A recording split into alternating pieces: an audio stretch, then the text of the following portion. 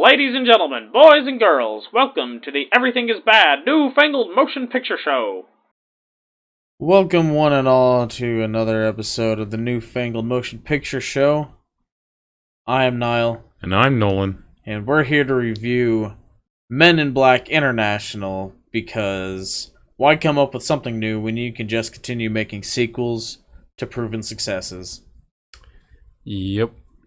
So we actually saw this movie like a week ago. Well, we're gonna do a spoiler-free review. Yeah. And then we're gonna give you a spoiler warning and go more in depth into it after that. Anyway, yeah, we saw this like a week ago, but we saw it like opening night, didn't we? Yeah, I think we did. But yeah, life just kind of got in the way of as it wont to do. So, but here we are. Better late than never. When the YouTube thing isn't your actual job. Yeah. Now this might. By the time our review gets posted, it might be too late to see this movie in theater by all accounts, because there was not that many people. Yeah, we saw it opening night, and there wasn't that many people. And I don't think it's doing real well. No. It's got a 5.6 as of this recording on IMDb. I think it deserves better than that. Yeah, and that's really saying something, because like I pointed out before, IMDb is usually fairly generous. Yeah. Especially for genre movies, it tends to be very forgiving, because they lump the regular, or I guess it's not regular user reviews, because you have to be a premium member or whatever, the paid membership, to review a movie on IMDb, right? But like, you know, they lump all the critic and non-critic reviews together on IMDb, so the review numbers tend to be a little forgiving as a result. And yeah, 5.6 is not good. No. But I actually enjoyed the movie. Yeah. And it was better than I wasn't expecting a whole lot out of it, actually. No, I wasn't either. It's surprised me. It was a lot better than I expected from it. Because I like both of the lead actors. They're both funny, and then also this little alien dude is voiced by the same guy who voices Prismo. Yeah, Prismo on Adventure Time, who just has the best dry humor delivery. He was actually really funny. I thought, from like the trailers, he might wind up being kind of an annoying character, but he was actually really funny throughout the movie. Yeah. I don't have much bad to say. It was predictable in a lot of ways. Oh yeah. Maybe a third of the way into the movie, I leaned over and was like, "This person is the one who done it," right? Yeah. We'll get more into that in the spoiler part, but yeah, it was fairly predictable.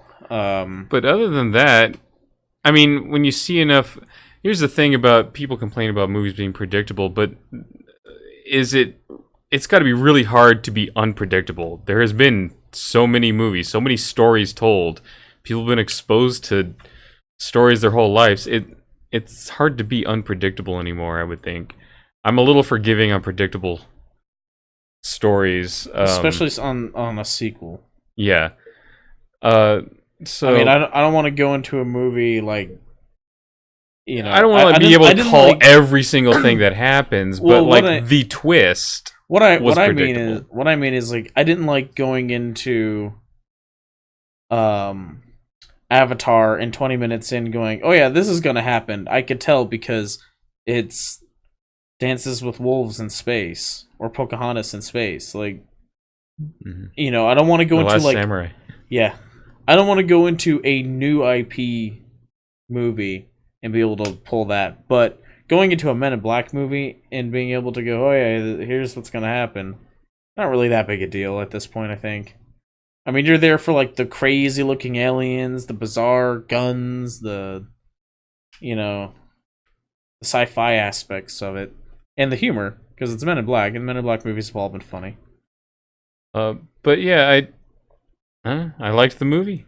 Yep. I think it deserves better than the 5.6, at least closer 6 something, up near a 7 maybe. I would give it a 7 out of 10 personally. 7? Yeah. Yeah. So yeah, I mean, I'd say yeah, go check it out. You know, if you need something to take the kids to. But at the time of recording, Toy Story 4 is in theaters, so. Eh. Yeah, you might be going down to theaters to Screen Room 16 at your local multiplex to see. Yeah. Well, not at our multiplexes because they wrap back around. Yeah. At the two main ones that we go to, they wrap back around. So like 8. 8 was the one we walked like a quarter mile to. Yeah. When we saw The Dead Don't Die.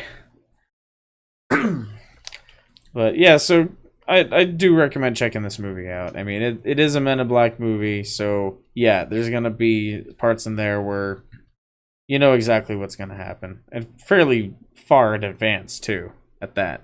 Yeah. But again, that's not really why someone watches a Men in Black movie, so I don't know.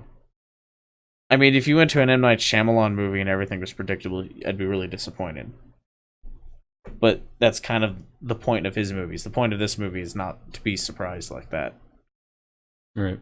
So, all right. Anyway, yeah. So, spoiler warning. Spoiler warning. Yeah.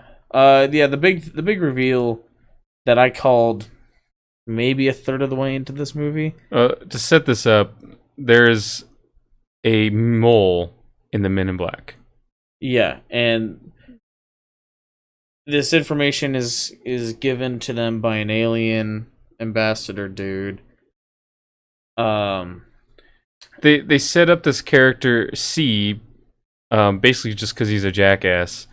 You're supposed to expect he's the mole, and he also just jumps to antagonistic conclusions towards. And here's the thing too. Our main characters. They also have parts in there where they're setting up Chris Hemsworth to be the mole because, you know, he's being told by multiple people, "Oh, you just aren't the same ever since Paris." You know, so like, you changed since Paris. You know, and so they also kind of set it up like, "Oh, maybe it's him."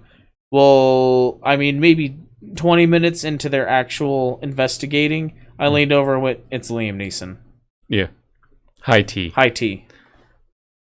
Who's the agent in charge at the London branch of the Men in Black. So, like, you have, like, the Men in Black, which is, like, just covers, like, America, primarily New York, it seems. And then Men in Black International, which is, like, based out of London, but covers the rest of the world. I'm kind of confused on how this... No, I think it's all just the Men in Black. Mm. I don't think... Men in Black... I don't think the organization was Men in Black International. I think it was just Men in Black. No, I know it's not international, but I'm like... Well, because... Like, in the previous movies, we never dealt anything outside of America right. from the New York branch. But then in the London branch, they're going to Paris, they're going... Oh, yeah. Yeah, all over the place. Yeah, but also, I mean, Europe's, like... small, like, the countries in Europe are small compared to covering all of America. Also, when you can apparently travel across the Atlantic Ocean via a tube... A subway. By, you know, in a matter of minutes, do you really need, like, more than that? Yeah. They probably have one, like, in Asia as well, and one in Australia, maybe, and that probably covers everything, right?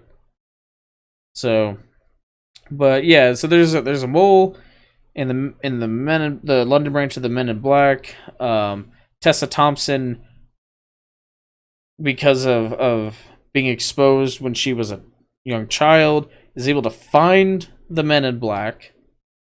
Yeah, she witnessed the Men in Black wiping her parents' memory and as a saved child. An alien. Yeah, and so she's dedicated her life to finding them, and she didn't realize they were like their own organization. She thought maybe they're part of the FBI, part of the CIA, whatever. So she applies at these different places, and then they think she's crazy because she thinks like they're the Men in Black. They're dealing with the aliens until she finally finds the Men in Black themselves. Right. And so since she's came into their organization brand new, they realize she could be used to Suss out the mole. Yeah, Emma Thompson realizes that she could use this opportunity to have Tessa Thompson suss out the mole in the London branch because she's not she's the only person for a fact isn't the mole. So she sends Tessa, or Agent M is Tessa Thompson's character. She sends Agent M to the London branch, and she basically bullies her way into working with Chris Hemsworth. Yeah. And so it goes from there. But yeah, I mean, and the other thing that was really predictable that was like kind of a reveal in the movie was the bodyguard for that the arms dealer. Like, as soon as he came onto screen, you leaned over and went, "That's that alien she saved as a little girl." Yeah. And yeah, it was real obvious. I mean, this is now an adult alien, and that was a baby alien. But still. I mean, they were like the same coloration, and they both had like blue spikes and stuff, so I'm like, alright. Yeah. And that was like a big reveal after the big fight scene. So, yeah, and I mean, whatever. Like I said, not really what you're there for. But it was a fun movie. Yeah, I enjoyed it. It had a good mix of sci-fi action and humor that the Men in Black series is known for at this point. Mm-hmm. Good visual effects. Yeah. Yeah, I don't think there was anything in this movie that I was like, ooh. Yeah. Or we were watching something recently that I was like, ooh, that's a rough green screen. Yeah, what was it? But yeah, that's something we watched. Yeah. So anyway, but that's pretty much all I have to say about Men in Black International. You got anything else? No, that's it. Alright, so our next movie review that will actually be out in a timely fashion is going to be Shaft. Or no, is that late? We're behind on that one too, aren't we? Yeah, we are. Crap, man. So the next one that will be out in a timely fashion will be Toy Story 4. In that case. Yeah. But yeah, our next movie review is going to be Shaft. So check that out and the good things we have to say about that movie. Or maybe bad things. I don't know. You're gonna have to check out that video to find out. But then after that, we finish out this month with Yesterday. And then the following week is Spider-Man. And then Stuber, which we might have the opportunity to see a little early. I don't know. We might be able to get the review out before it actually has its widespread release. I mean, they've already shown it at several different film festivals, so a bunch of people have seen it already. Yeah. I'm interested in the art of self-defense. Yeah. Then we've got The Lion King. Of course, we're gonna see that. Pretty sure that's gonna be good, just because it looks like a shot-for-shot remake of a really good movie. So, I think the most recent trailer for Once Upon a Time in Hollywood. Oh yeah, look at this banner. So, Once Upon a Time in... Yeah, there's a trailer I thought that said Once Upon a Time, then the ampersand, and then said in Hollywood. Ellipses, not ampersand. Oh yeah, here it is. It's in the... Yeah. So, the IMDb page lists it as Once Upon a Time, ellipses, in Hollywood. And then the banner here says Once Upon a Time in, ellipses, Hollywood. I noticed that when we saw the trailer the other night at the movie theater, and it bothered me. Well, it should. Get it right. Anyway. Was that like Bridge 21 or 21 Bridges? So 21 bridges and then like 22 bridges? And then like something said like 24 bridges somewhere or something like that. Yeah. Yeah, I remember that. We pointed that out in a video or in a review. Yeah, then we've got in August, Hobbs and Shaw, and that pretty much ends the summer movie season. Because, man, there's a lot of shit after that. Like, just going through IMDb here, seeing what's coming up. Yeah, we're gonna go through severe dry spell there for a bit, Nolan. Yeah, Prepare yourself. We might have to see that Playmobil movie because nothing else will be out. I don't know that we would have to see the Playmobil movie. Yeah, Rambo. Last Blood. Get it? Because it Yeah, starts with First Blood. I got it. It ends with Last Blood. Starts with First Blood, then it goes to First Blood Part 2, Rambo. Then it goes to Rambo 2. Then it goes John Rambo. And then it'll go Rambo Last Blood. Yep. It's a very complex, Very complex naming system. Naming convention, Not as complex as the 3 Shaft movies, all called Shaft. With no subtitle. We'll get more into that in our Shaft review, which is coming up. Probably going to go up the day after this one does? Yeah. Okay. So, check that out. I'd say subscribe, but I'm pretty sure that doesn't even matter anymore. It's just a big number to throw around. Compare sizes sort of thing. But you could hit that alert bell button. I think you still need subscriptions to get those buttons, right? YouTube plaques. Oh yeah. The framed buttons. Yeah. The framed play buttons. Yeah. We're in no threat of getting one of those anytime soon. No. So don't feel bad about not subscribing. You and everyone else didn't subscribe. Yep. And yeah, so check out our other reviews. What was the last one we did? Was it The Dead Don't Die? I think it's The Dead Don't Die. Yeah. Yeah. And then like I said, coming up we've got Shaft and Toy Story 4 as the immediate next movies. So there's gonna be a million freaking reviews for Toy Story 4. We're just gonna get lost in the shuffle there. Oh well. Yeah, well. So, until next time, thanks for listening. Bye. Toodles.